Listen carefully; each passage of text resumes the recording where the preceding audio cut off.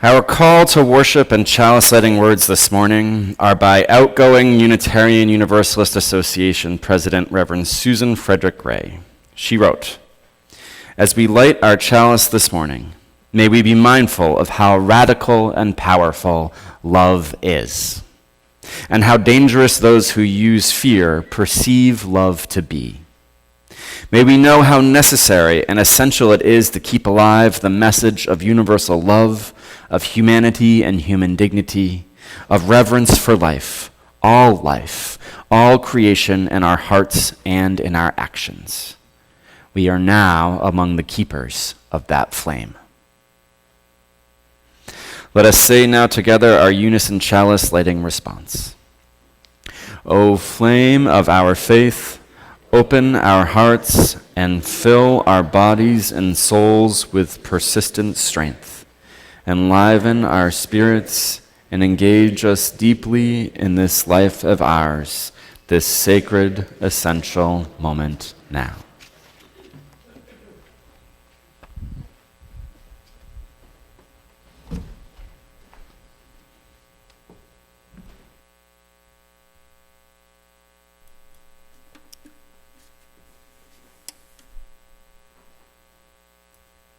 Our opening hymn this morning is number 346, "Come Sing a Song with Me." Again, you're welcome to look at the hymnal, but I don't think you'll need to because the words are quite repetitive, and I'll give them to you as we go along. As we're singing the opening hymn, you are invited to come forward and bring any flower that you brought today for the flower communion, and bring it up here and put it in one of these receptacles of vases of water that's up front. If you did not bring a flower this morning, you didn't know it was flower communion, or you forgot, never fear, we have plenty of extras and you will be able to participate in the ceremony.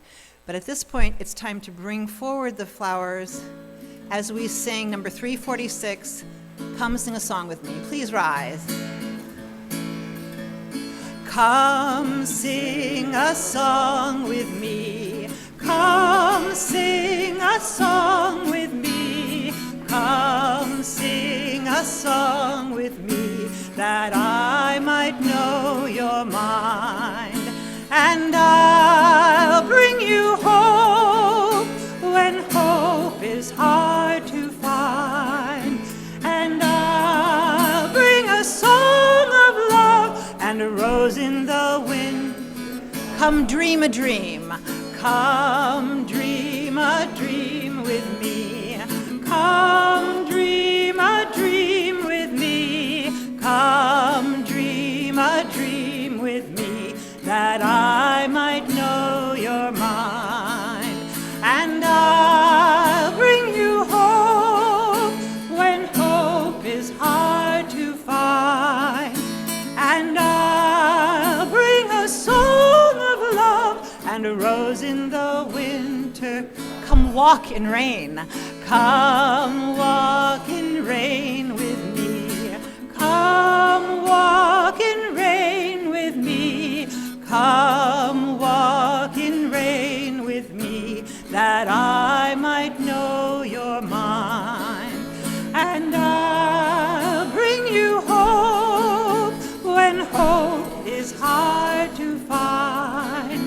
And I'll bring a song of love and a rose in. Come share a rose. Come share a rose with me. Come share a rose with me. Come share a rose with me, that I might know your mind. And I'll bring you hope when hope is hard to find. And I'll bring a song of love and a rose in the wind. Come sing a song. Come sing a song with me. Come sing a song with me. Come sing a song with me, that I might know your mind. And I'll bring you hope when hope is hard to find. And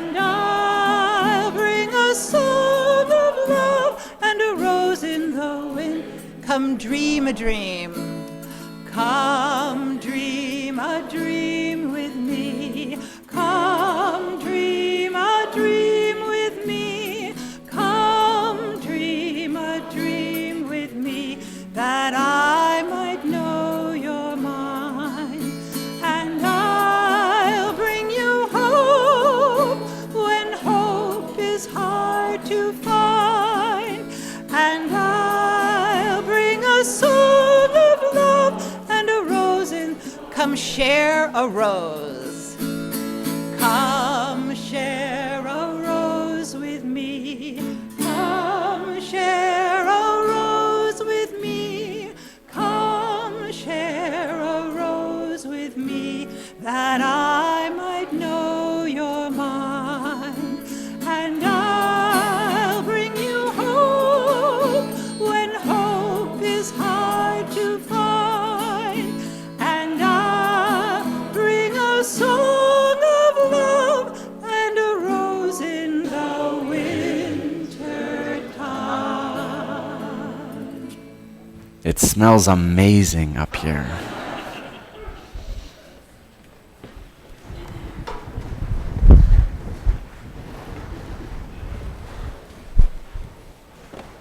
I had a front row seat.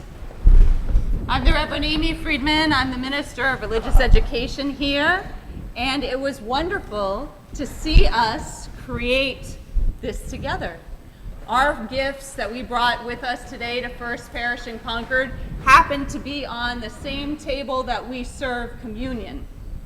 And there has been some discussion, because you know, we're Unitarian Universalists, we like to discuss, we like to be intentional about whether that is the correct word to use for this ritual we've just done, because communion is something else. It's part of our Christian tradition of honoring the Last Supper, honoring the life and ministry of Jesus. You can't hear me? Okay. Bring this up. Better? Okay. You can always let me know. Is that better? Okay. But today, this year marks the 100th anniversary of this ritual. And there are some fabulous resources on our Unitarian Universalist worship web, and I recommend them to you. And there are some interviews with our siblings from Czechoslovakia about what the ritual would actually translate to. And the word is celebration. Flower celebration. It has been celebrated for 100 years, despite all kinds of political turmoil, in Czechoslovakia, and brought to this country by Maya Čapek, and we'll hear more about that history in a moment, later in the service. But it's one thing I love about it is that it's celebrated in this season, because flowers are abundant in this season, and also because many of our congregations kind of have a seasonal shift in energy in this season. And the other thing that I love about it is it didn't come from headquarters to us as something we must all do. It was something that just was contagious, infectious. That's not a good word to use these days, is it? But it spread by the grassroots. And it's important that we know why. There's something inherently beautiful about flowers that are part of religious rituals the world over. But what about this ritual is Unitarian Universalist, and Unitarian originally, is that it celebrates the beauty and uniqueness of each person coming into community. We didn't know exactly which flower we'd end up next to. We didn't know whether the colors would clash, if they were wild flowers or bought from the store. But we chose to be here among these people today, and our lives are blessed in relationship to one another. And these days, with growing fascism, not in Europe, as much as even here in the United States, it is important that we celebrate each one of us as individuals, as human beings, in our diversity and in our beauty, and that this is actually an act of resistance and an act of radical love. And so later today, you'll have an opportunity to take a flower home with you, different from the one that you brought. And I invite you, as you look at this beautiful community garden, don't fall in love with any one flower while you're sitting there. They are all beautiful. All you know is that you will take home something different from what you brought. And that is the blessing. Amen.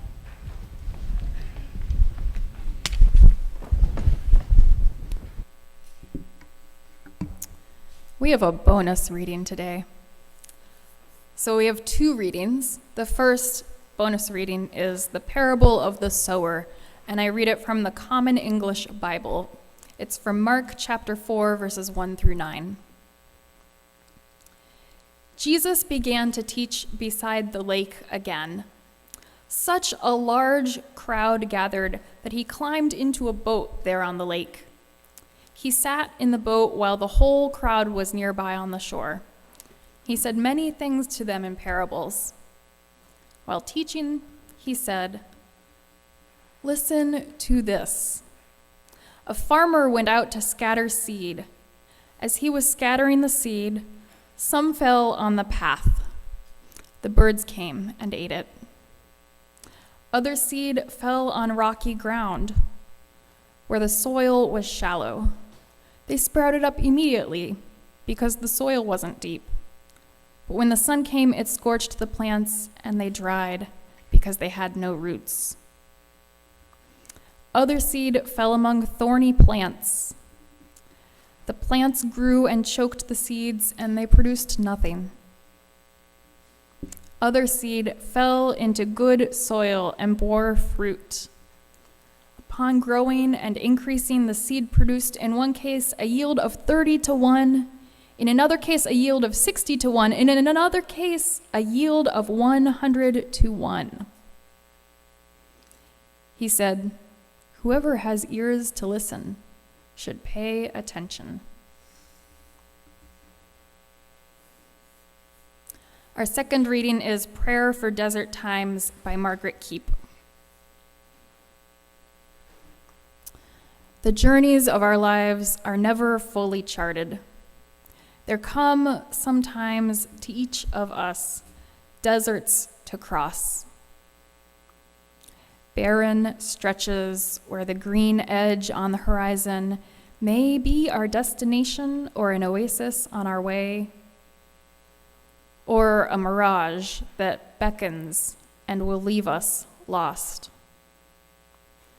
When fear grips the heart or despair bows the head, may we bend as heart and head lead us down to touch the ground beneath our feet and scoop some sand into our hands and receive what the sand would teach us. It holds the warmth of the sun when the sun has left our sight, as it holds the cool of the night when the stars have faded. And hidden among its grains are tiny seeds, at rest and waiting, dormant yet undefeated. Desert flowers. They endure, moistened by our tears and by the rain that comes to end even the longest drought. They send down roots and they bloom. Oh, may we believe in those seeds and the seeds within us. May we remember in our dry seasons that we, too, are desert flowers.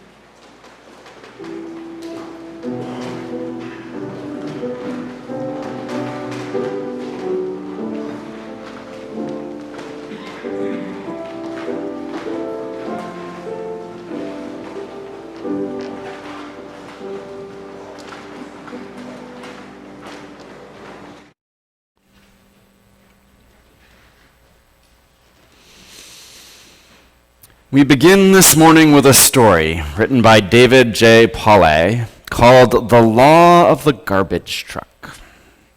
It goes like this. One day, I hopped in a taxi and we took off for the airport. We were driving in the right lane when suddenly a black car jumped out of a parking space right in front of us. My taxi driver slammed on his brakes, skidded, and missed the other car just by inches. The driver of the other car whipped his head around and started yelling at us. My taxi driver just smiled and waved at this guy. And I mean, he was really friendly. So I asked, why did you just do that? This guy almost caused an accident and sent us to the hospital. This is when my taxi driver taught me what I now refer to as the law of the garbage truck. He explained that many people are like garbage trucks. They run around full of garbage, full of frustration, full of anger, full of disappointment and rage. As their garbage piles up, they need a place to dump it. And sometimes they'll dump it on you.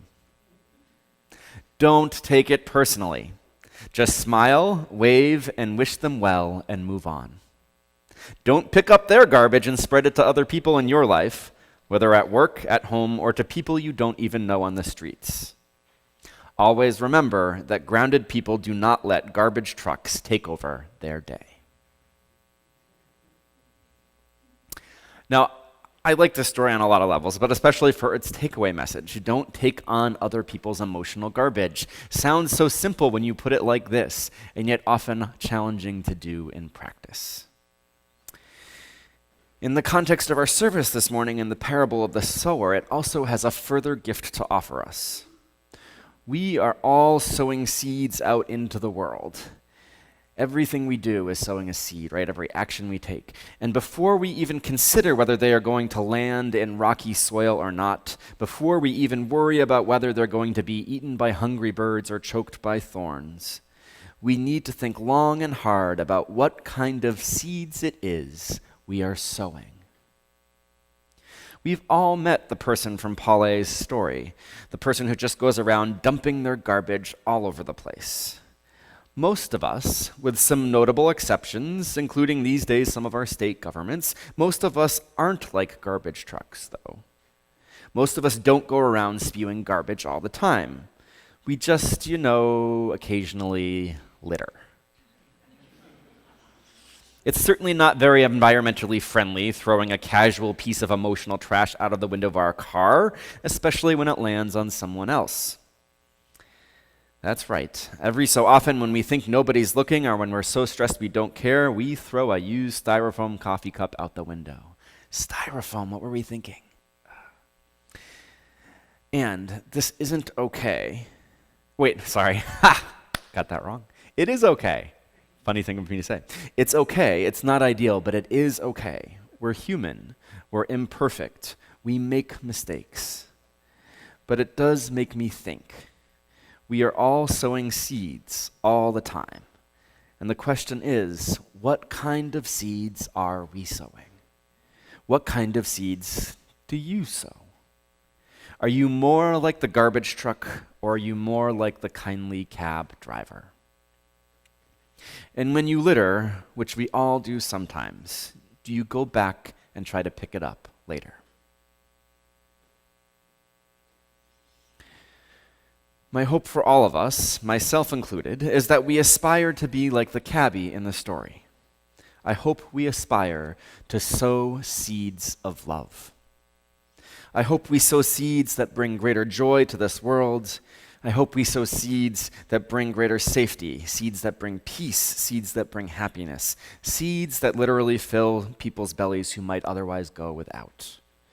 I hope we sow seeds that put shelters over people's head, seeds that help people climb out of living in poverty, seeds that nourish a kindness, care, and compassion that stands in opposition to ignorance, hatred, and oppression.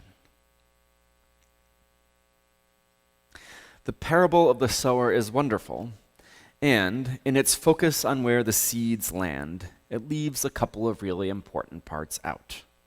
One of those important parts is what we just talked about. It really matters what kind of seeds we are sowing in the world. Another important part was lifted up for us in Margaret Kipe's beautiful prayer for desert times. It's the power of the seed itself. The sand holds the warmth of the sun when the sun has left our sight, as it holds the cool of the night when the stars have faded. And hidden among its grains are tiny seeds, at rest and waiting, dormant yet undefeated. Desert flowers. They endure, moistened by our tears and by the rain that comes to end even the longest drought. They send down roots and they bloom. Oh, may we believe in those seeds and the seeds within us. May we remember in our dry seasons that we too are desert flowers. We too are desert flowers. The third important thing that the parable of the sower leaves out is what happens to the seeds after they land on the ground. For we do not live and act in the world alone. With a community like ours, hopefully there's always someone coming along behind, adding fertilizer to those seeds in the rocky soil, scaring off the hungry birds, yanking out the choking thorns, even on occasion watering the dry ground. We gather here in religious community, in this community, so that we can not only sow seeds of love, but also so that we can nourish the seeds sown by others. And so, as we close this church year, may we not only sow seeds of love, may we also nourish all that has been sown and planted. May we be not only the seed, but the water as well, planting and nourishing, helping love grow in this world. As we sow seeds of love together, may you be both the sower and the seed and the nourisher. Amen.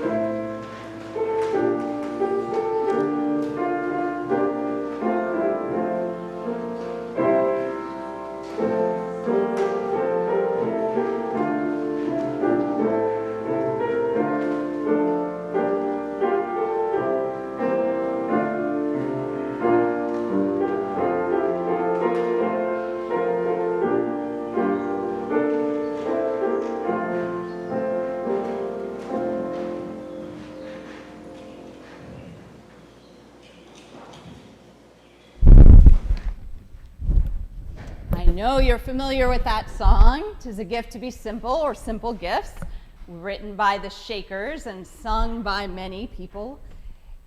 But you may be less familiar with the dance that goes along with it.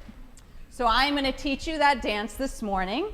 You are welcome to join by coming into the pews down here, two lines facing each other this way. Those of you in the balcony, if you want to come down, it'll be easier to follow, or you're welcome to do it from where you are. And if you're not in a dancing sort of mood, that is fine. We would love your help to sing the song, and if you'd like, you could just do the hand motions that go along with it. So I will let you get your places wherever you'd like to be. Find yourself in the place just right for you today. If you chose to be in the aisle, go towards the back, just like Earl is doing, towards the back facing this way. And if you have to keep making room, then you could go to the back of the sanctuary facing me. There's room up here next to Liz and myself. And it keeps spreading out. So the Shakers, as you probably know, believed in genders being separated, and so they also did not believe in touching. So there's no touching in this ritual, in this dance. I'd like you to put your palms facing upwards. This is the position to receive grace. And they were called the shakers, so you're going to do a gentle pulsing like this, right? That is kind of like shaking. And we're going to take 4 steps forward. 'Tis a gift to be simple, 'tis a gift to be free. And then we turn our palms down, facing the earth. We're shaking off those things that no longer serve us so that we can be just simply ourselves in the world, held by the world. 'Tis a gift to come down where we ought to be. That was 4 steps backwards. We're going to repeat it again, palms up. And when we find ourselves in the place just right, 'twill be in the valley of love and delight. Oh, you're brilliant. We're going to put our palms together, prayer position. We're going to take step together that way. Then we're going to go step together that way. It'll be interesting because we'll be going different directions. We're going to go that direction, which is left, okay? And then when it says turning, what do you think we do? We turn. You got it. I knew you would be great at this. You ready? And, let's see. What's the next verse? When true simplicity is gained, to bow and to bend we shan't be ashamed. To turn, 'twill be our delight, till by turning we come round right. Thank you, Eric. Let's do it with music. 'Tis a gift to be simple, 'tis a gift to be free, 'tis a gift